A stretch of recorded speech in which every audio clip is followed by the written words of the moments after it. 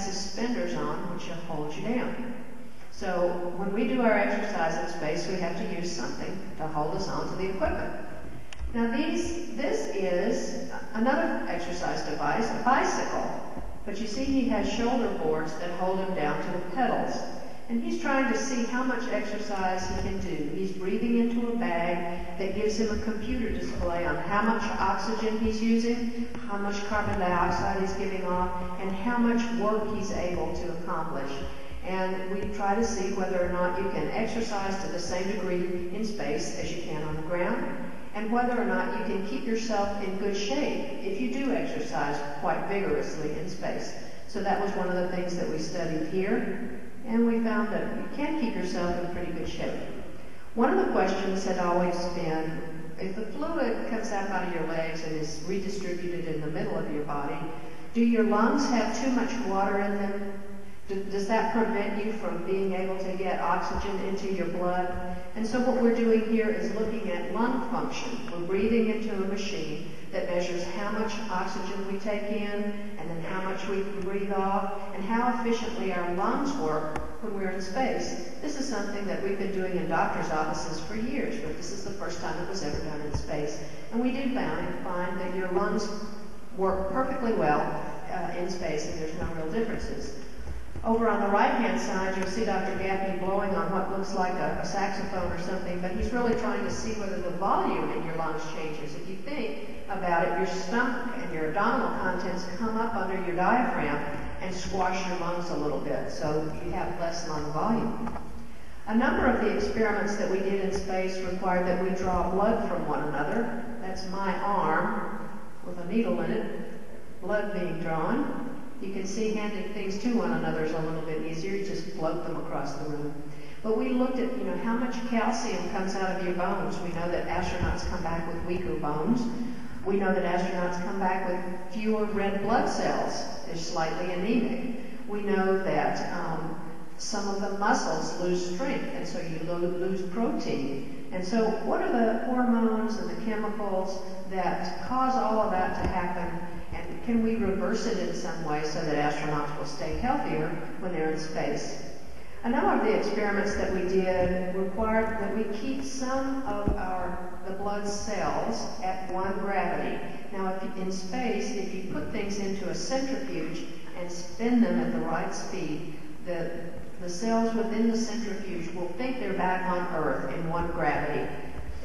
So we had several experiments that did that. This is the way that we're able to collect urine in space. Now, people say, how do you go to the bathroom? Well, we have a device that you urinate into, and this will collect the urine and then sample it for us so that we can find out what are the chemicals that come out of the urine. Then the blood and the urine are put into a large freezer that we have. This is one of the real advantages of having a laboratory in space. You've got all kinds of storage devices. Now, once we've done all of that hard work, we all sit down for a meal. And this is what a typical meal would look like in space. You can see that we have a variety of different things. You'll see that people are eating stuff with a spoon. And as long as the food that you're eating is a little bit sticky, it'll stick onto a spoon as long as you move slowly. We found early on that bread makes a lot of crumbs, but we found that tortillas, like we have here, not only do they have fewer crumbs, but they make really nice frisbees. So we have fun playing with those, and in fact we do an awful lot of playing with our food, but don't tell your parents.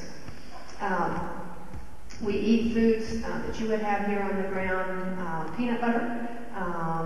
We take crackers and pudding, and we have casseroles that we have in dishes that we can add water to and heat up. And so we have lots of different kinds of food, and it's very enjoyable. We don't eat the stuff out of tubes the way they used to. Now this is the space equivalent of your bathroom scales. If you think about it, you can't stand on scales when you're in space. So if you want to keep track of your weight, you sit in this chair and you release a spring, and the heavier you are, the slower the spring rocks back and forth.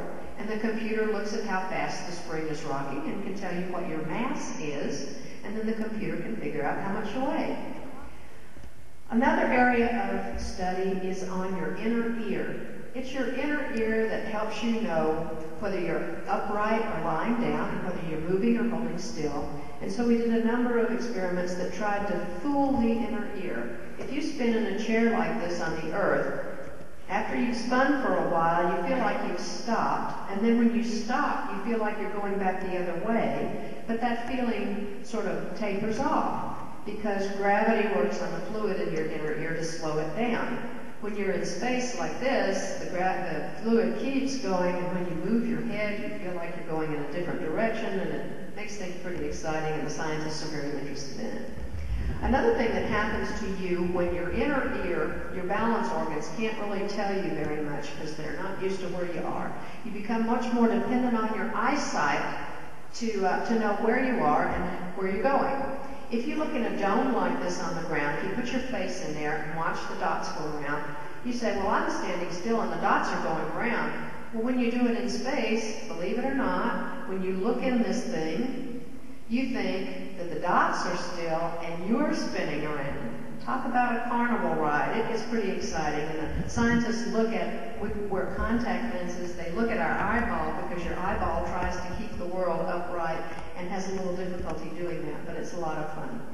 Speaking of fun, one evening we put away all our scientific equipment. You can see we've got stuff floating around all over the place, and decided we'd just have fun. Well, the pilot on our flight, being a macho Air Force guy, said, well, I bet I can do a push-up with a bunch of people on my back. So he's down there on the bottom, and 6 of us piled on top of him to see whether or not he could do a push-up. Ah, there we go. He's doing a push-up on the bottom. He says, this is easy. Well, the guy on top said, whoa, this isn't easy. This is tough. As you can see what's happening to the guy on the top of the pile. He gets bashed into the ceiling. So he said, let's break this up. And as you can see, we had a great deal of fun floating around, pretending that we were Olympic athletes doing our acrobatic routines in space. And we did get to have a little bit of fun on this flight. This is what a sunset looks like as you go around the Earth. You go around the Earth every 90 minutes, so every 45 minutes you get a sunrise, and then 45 minutes later you get a sunset. We did some experiments inside the shuttle. This is the cockpit area where the shuttle's flown from, and we're doing noise measurements because people don't concentrate very well when their environment is too noisy. So we did some checks to make sure that our environment was okay. And one of the fun things that we get to do when we're in space is to look out the window. For those of you who study geography, you might recognize this. This is coming up on the Strait of Gibraltar. Over here on the left is Spain. Over on the right is Africa. And we're coming up over the Mediterranean Sea. And you can see that narrow strait where the water goes through from the Atlantic into the Mediterranean. Anybody know what that is? That's the boot of Italy. Remember, Italy looks like a boot? And that's what that is right in the middle of the screen. You can see the clouds are forming over the land mass during the day. And that's the blue of the Mediterranean. We happen to be up in space just after the Persian Gulf War. And these are all the fires in the Kuwaiti oil fields. And so we were able to get pictures of where all that smoke was going and how extensive it was. The satellites didn't give us a very good view of it.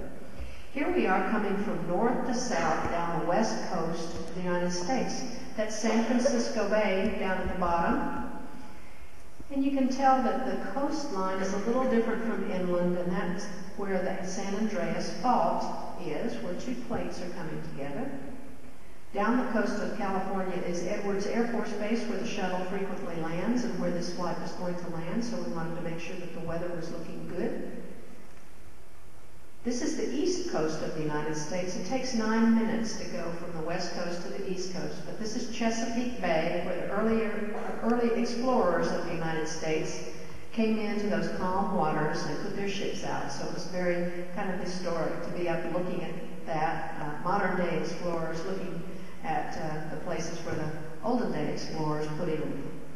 One of the things we did on this flight was to test out this workstation.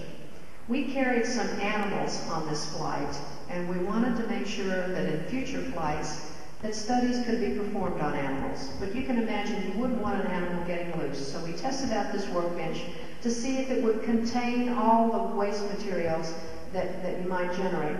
This is strawberry punch And what we wanted to know is if fluids got loose in here, would the air flow, there's air flowing from top to bottom, would it pull the fluid down?